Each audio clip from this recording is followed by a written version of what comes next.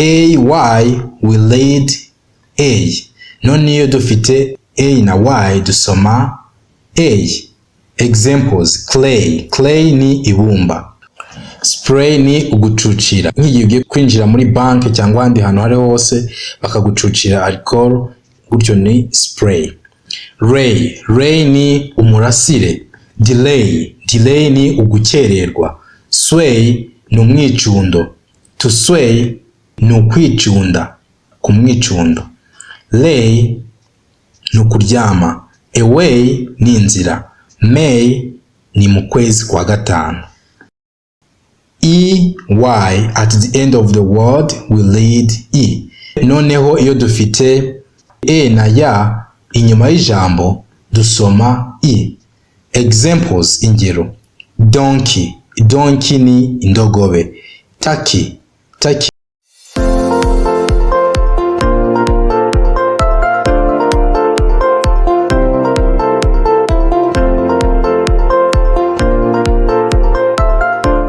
Good morning, good afternoon, good evening, ladies and gentlemen. This is Learn English with Bonach. Today we are going to learn how to read or to speak English. Uyu munsi tugiye kuba twareba amategeko yagufasha gusoma cyangwa se kuvuga Icyongereza. Nukurikiza aya mategeko bizagufasha kwasoma amagambo menshi cyane mu Cyongereza cyangwa se kuyavuga uyavuga neza. Okay? That's what you are going to be learning today. Ibyo nibyo tugiye kuba twiga uyu munsi. Before we dive into the lesson of today, we want you to know that we can teach you wherever you are. Aho waba uri hose twakwigisha. If you are in USA, Canada, Europe, or any part of the world and you feel like you want to learn with us, we can teach you via Zoom.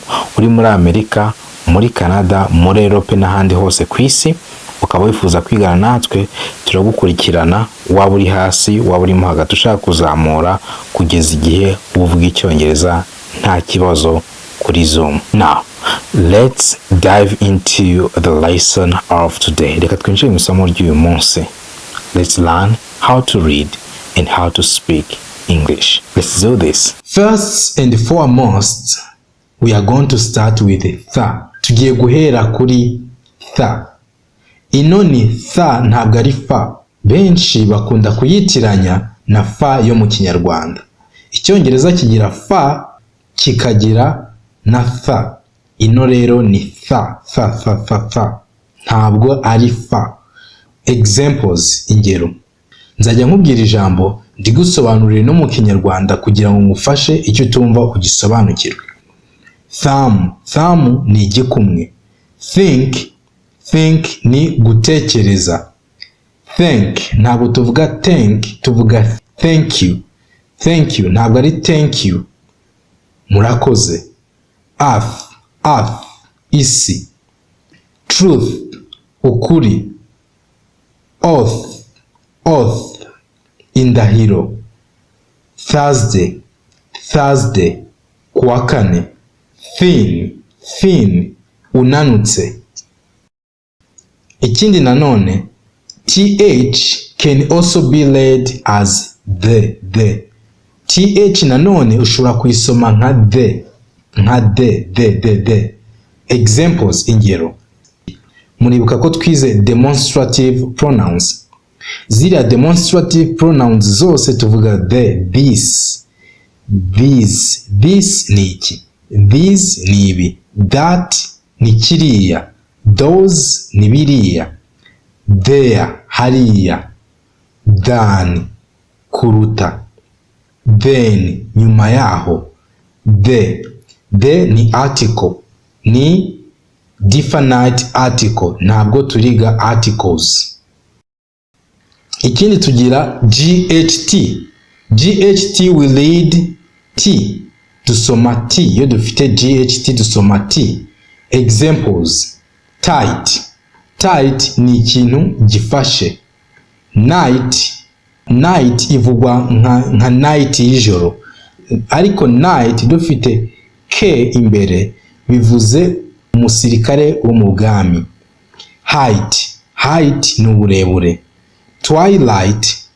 Twilight ni igihe akazuba kari kurenga. Twilight. Bright ni umuhanga. Midnight ni nijoro. Delight ni ukwishima. Light ni urumuri. IR we lead ino mu kinyarwanda ntabwo tuyigira, ariko igiye kumera nka yo mu kinyarwanda. Fonetike yayo tuvuga urugero skate ni ingutiya. Dirty ni cyanduye. Third ni icya gatatu, ntabwo ari gatatu ni 3. Noneho tuvuga third ikintu cya gatatu cyangwa se umuntu wa gatatu. Chap ni ukuvuga kw'inyoni. Shade ni ishati. Birthday ni umunsi w'amavuko. 30 ni 30. Fame ni ikintu kiri stable, kitanyeganyega. Ishobora no kuba company. O we lead U. Noneho iyo dufite O ebyiri dusoma U. Examples, ingero. Mood ni imimerere. Wood ni igitari. Cloak ni kigoramye. Broom ni umukubuzo umwe umeze nk'umukoropesho. Exception, noneho dufite irengayobora. Ijambo blood ntabwo dusoma blood, dusoma blood, bivuze amaraso. Flood ni umwuzure, ntabwo dusoma flood, dusoma flood. Tukaza tukagira ch tuyisoma nka cha. Ingero: witch ni umupfumu. Chalk ni ukuniga. Chat ni ukuganira n'umuntu. Chew ni ugukanja. Cheek ni itama. Sandwich ni sandwich. Ariko iri jambo mu cyongereza ntabwo tuvuga ngo sandwich, tuvuga sandwich. Ino D ntabwo tuyisoma, tuvuga sandwich, ntabwo tuvuga sandwich. Cheese ni fromage. Church ni urusengero. Ikindi nanone ch dushobora kuyisoma nka k, can also be read as k. Examples, ingero: chaos ni akavuyo. Chemical ikintu kirimo imiti runaka. Character ni imico. Code ni umugozi. Chorus ni igice kisubiramo cy'indirimbo. Stomach ni inda. Monarch ni ubwami. Wait. Here with me I have books. Mufitiye ibitabo. This is vocabulary book. Igitabo kirimo inyunguramagambo z'icyongereza ndetse n'ikinyarwanda. This is dictionary of English and Kinyarwanda. Niba mu gihe uri kuvuga icyongereza amagambo akubana makeya, this is a book that can help you. Igitabo cyagufasha mu gihe uri kuvuga, ntabwo ukeneye kuba uri gutekereza ijambo ugiye gukoresha. You have to keep speaking, and this is the book that will help you with that. Iki ni igitabo kizagufasha ibyo. Ikindi, niba uri umutangizi ukaba ushaka kuzamura urwego rwawe rw'icyongereza, this is Begin Smart to End Smart with more than 200 pages, page zirenga 200. Harimo icyongereza ndetse gisobanuye mu kinyarwanda. 200 pages, harimo amasomo yibanze yose ku muntu ushaka gutangira ku icyongereza, ateguye neza ku buryo wumva ibyo uri kwiga ukabisobanukirwa. Iki gitabo niyo waba usanzwe uzi icyongereza ushaka kuvuga ngo reka nige icyongereza nkihereye mu mizi, cyagufasha. And again, if you have a problem to describe the actions, niba ugira ikibazo cyo kubasobanurira ibikorwa uri gukora, dufite igitabo kirimo verbs, inshinga. Harimo regular verbs, inshinga zikurikiza amategeko, hakabamo irregular verbs, inshinga zidakurikiza amategeko, 12 tenses, ibihe 12 by'icyongereza, modal verbs. Iki gitabo cyagufasha ugashobora gusobanura ibikorwa biri kuba, ibikorwa byabaye, ibikorwa bizaba. Iyo ukeneye kuba wasobanura ibikorwa, iki gitabo cyagufasha. Harimo inshinga, buri nshinga isobanuye mu Kinyarwanda, ndetse tukaguha n'urugero kuri buri nshinga. This book can help you to describe the actions. Tukaba tugufite igitabo kirimo dialogues, ibiganiro. Iki gitabo kirimo dialogues, ibiganiro by'icyongereza ndetse bisobanuye no mu Kinyarwanda kuri topics zigiye zitandukanye, ku ngingo zigiye zitandukanye. Iki gitabo cyagufasha kuko iyo tuvuga dukoresha ibiganiro. Iki gitabo rero kirimo ibiganiro ndetse bisobanuye mu Cyongereza no mu Kinyarwanda.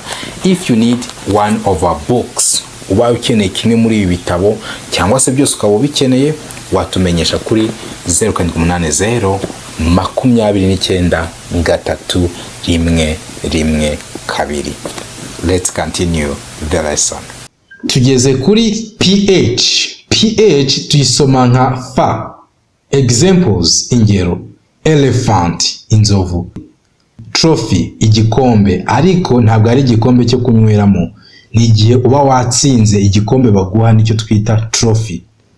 Photographer, photographer ni umufotozi. Phantom ni umuzimu. Tugeze kuri ER. ER tuyisoma nka a. Examples: feather, feather ni ibaba. Ladder ni urwego. Introvert ni umuntu utagira amagambo menshi, uba utuje. Spider ni igitagangurirwa.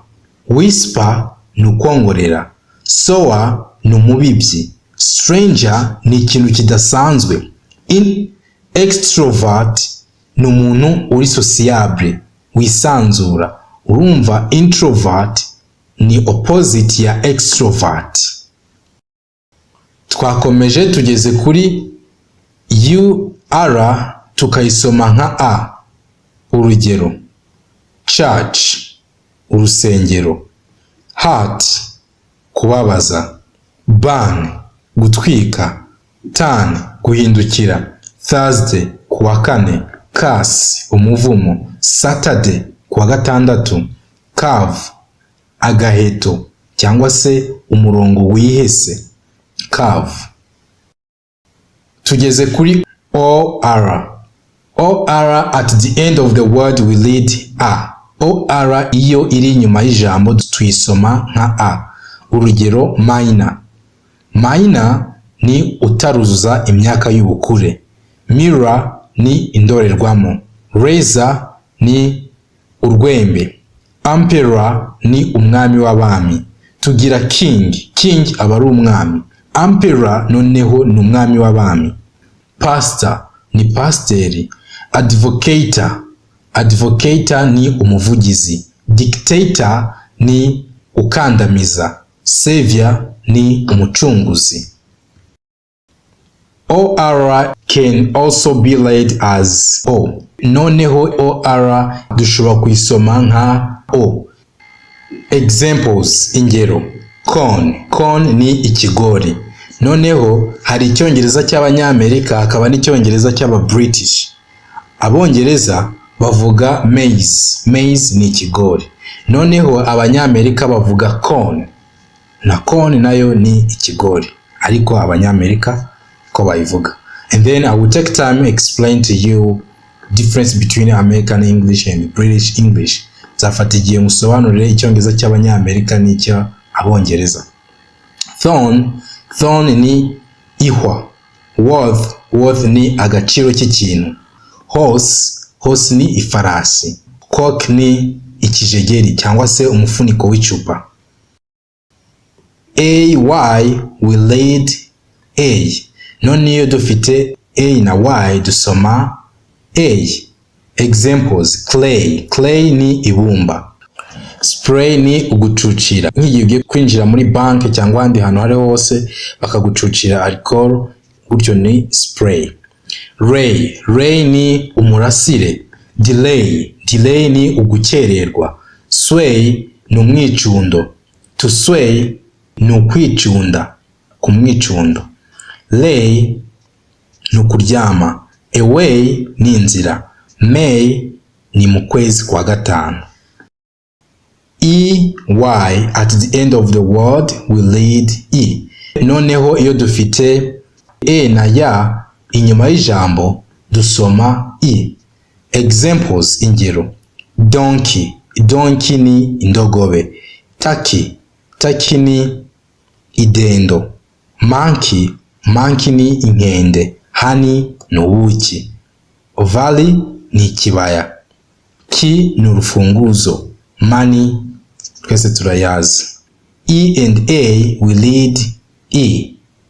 Noneho iyo dufite E na A dusoma E. Examples, ingero. Easter ni Pasika. Beak ni umunwa w'inyoni.